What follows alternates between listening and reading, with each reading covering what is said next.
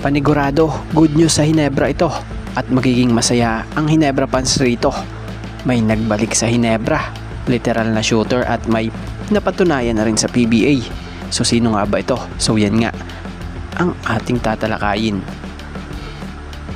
So bumalik na nga at muling nag-init ang laro nitong si RJ Abarientos matapos magtala ng game high na 27 points para pamunuan ang Barangay Hinebra kontra sa Meralco Bolts nung nakaraang gabi lang this Season 50 Governors Cup. Nagpamalas ng 27 points na mayroong 3 of 5 sa 3, 10 of 17 overall field goals. Bukod dyan, may 3 rebounds pa siya at 3 assists and 1 steal. Hulyo 31, 2020 nitong tinalo ng Hinebra ang Meralco sa final score na 84-75 sa lugar ng SM Mall of Asia. So hinirang bilang best player of the game si RJ Abarientos matapos nga po makaahon mula sa maikling scoring slump.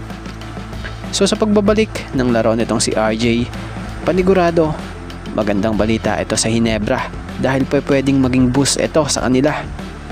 So alam naman ng marami, pag pumutok at uminit sa laro ang isang RJ Abarientos ay napakahirap na nito pigilan.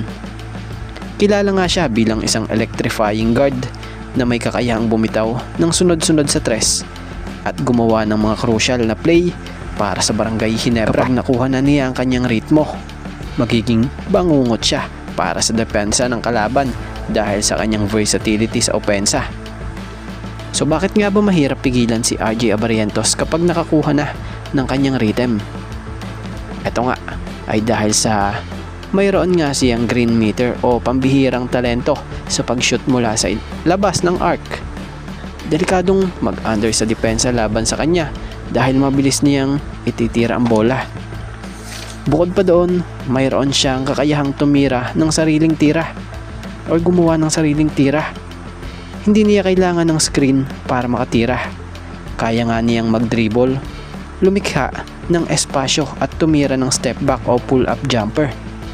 Kagandahan pa sa laro nitong si RJ Abarientos pag tuloy-tuloy nga ang pag-init niya sa laro, yung playmaking at court vision niya. Kapag dinouble team ang depensa sa kanya, may talas nga siya sa pagpasa upang hanapin ang mga bakanteng kakampi. Kaya lalong humihirap ang trabaho ng kalaban. So tingnan natin kung magtuloy-tuloy na muli ang magandang laro ni RJ sa next game. Ang kagandahan ngayon nakuha na nga po muli niya yung kumpiyansa sa huling naging laro ng Hinebra.